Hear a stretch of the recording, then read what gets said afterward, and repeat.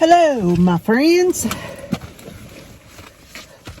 1 Corinthians chapter 8, because I spent way too much time on chapter 7 trying to figure that one out.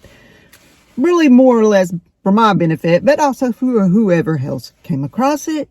Now, the heading on this one says, take care with your liberty. Now, about food sacrificed to idols. We know that we all have knowledge concerning this. Knowledge alone makes people self-righteously arrogant. Yes, it does. I have experienced this all my life. And the older you get, the more annoying it is.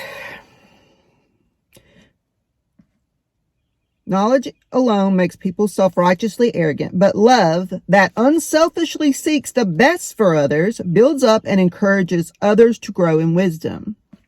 If anyone imagines that he knows and understands anything of divine matters without love, he has not yet known as he ought to know.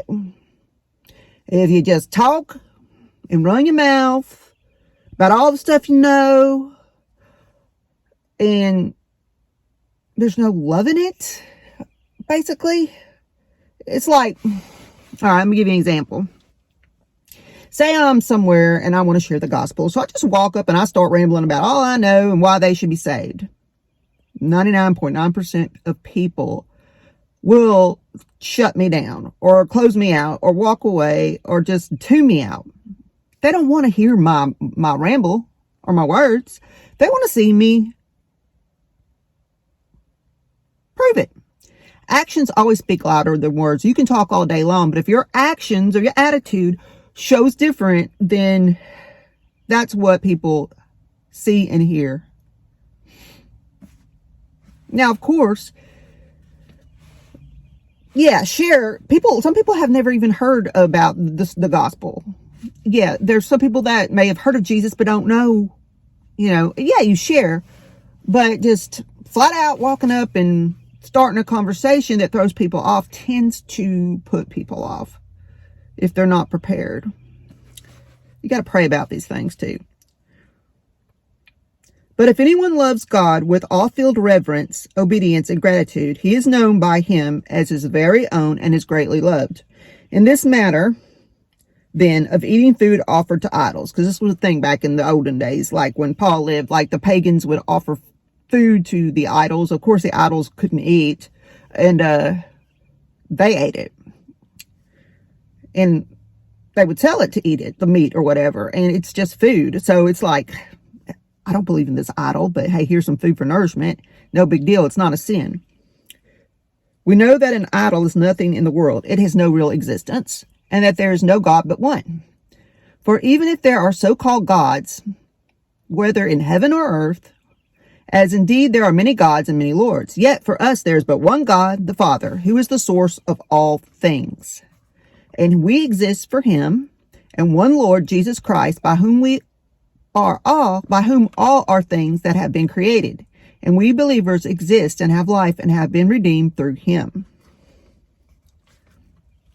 However, not all believers have this knowledge, but some, being accustomed throughout their lives to thinking of the idol until now as real and living, still eat food as if it were sacrificed to an idol. And because their conscience is weak, it is defiled, guilty, and ashamed.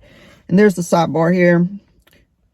In Paul's viewpoint, meat sold at the marketplace, even if it had been used in idol worship, was permissible food because a pagan sacrifice was meaningless, and the meat itself could not be contaminated by any such ritual. Some who had accepted Christ worried that they were violating their new faith if they ate any meat without knowing its origin firsthand.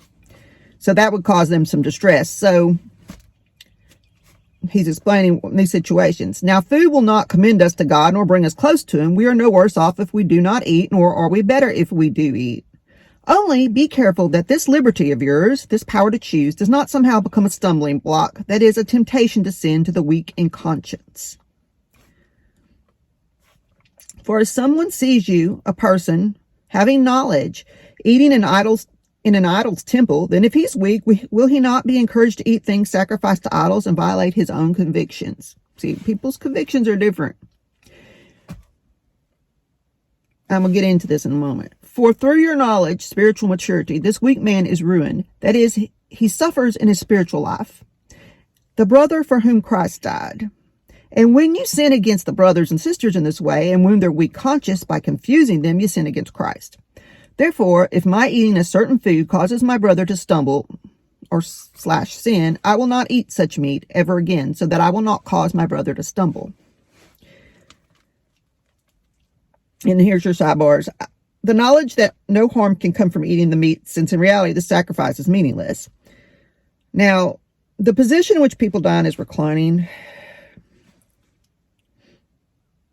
So, okay, here's an example of this. I don't think it's a sin to have a glass of wine or a glass of beer. It is a sin to get wasted, to get drunk, because you do dumb stuff. I can testify to the dumb stuff I have done. That I could write a book on them. Well, I probably forgot half of it. But anyway. But say you're having a plate of boiled crawfish. A beer and a boiled crawfish taste really good together. They complement the flavors. And it's kind of hard to get drunk unless you keep drinking and drinking more than you're eating crawfish. But that's just an example. If you keep on drinking, yeah, you're going to be drunk, and then you're going to be stupid or silly or whatever. Suffer the consequences of a hangover and all that. All right, that's an example. Say you're going to a restaurant with a friend who has a drinking problem and who has quit drinking, and you're sitting in front of them and you order your crawfish and you order some beer with it. And they know you go to church and you're a Christian. And you know that beer is not hurting you. It's not causing you to sin, but you're putting that in their view. For instance, you're tempting them with it because they're like, well, hey, they're drinking it and they go to church. I can have one too. But whereas, say, you don't have a problem with that one beer and that's all you're drinking, and you're not drinking every day, you're not, things like that, but you're stumbling that other person, then that's a sin on you, because you're causing them to stumble by doing this in front of them. So that's why you don't do things like that. Now, I haven't had a beer with crawfish in almost 2 years. I haven't drank anything in a long time. But I'm just using an example. There's nothing wrong with having some with your meal. Just don't stumble, people. Now, I've also had it told to me that, because we have casinos around here, and I don't like throwing money into slot machines because I work too hard for it, and it's just boring. In the past that I've spent $10 in one, and just to see what it was, and I'm like, this thing just eats your money. But there are people that are addicted for it, and that's a whole different thing in your brain that has to do with the partial reinforcement. And that's a whole nother story that I can talk about another time. It's psychology, learning psychology. And some people are more prone to those addictions than others. But for instance, they all have food. The casinos have really good restaurants. But I've been told by people that I can't go to, these are other Christians, oh, you can't go eat at the casino. You can't go eat that crab leg buffet or whatever, because somebody might see you and then that'll look bad on the church. That to me sounds like works. Everybody knows casino has good food. Everybody knows I like food. And if I want to go eat at a casino restaurant, and I'm not saying, I haven't been to one because I don't like the crowds. I don't like trying to park and that kind of thing. But I'm just saying, to me, that's stupid. Now, if you go with someone and or don't know that they have, say they used to go to casinos all the time, but they went not just to eat, they went to play the games. No, you don't go there, because that might tempt them to play the games, and that's on you. I mean, it's on them, because if they choose to play the games, they made that choice, but you kind of aided and abetted. So that's where these things kind of cross over the lines of certain things. Music. I think it's ridiculous that some people think that you shouldn't listen to anything but Christian music. I listen to a lot of Christian music, but I like a lot of 80s music. I'm a Gen Xer. I have tons of 80s playlists. I don't listen to bad, 80s music but there's nothing wrong with listening to it. But is that going to make somebody stumble? It could make some new person stumble that's new to the faith, that maybe partied a lot to 80s music, and that's they associate that 80s music to drinking and partying. Okay. So there's little lines and there's gray. Nothing is all black and white. And when people start making things black and white, they tend to get a little self-righteous or pointing fingers and having four fingers pointing back at them.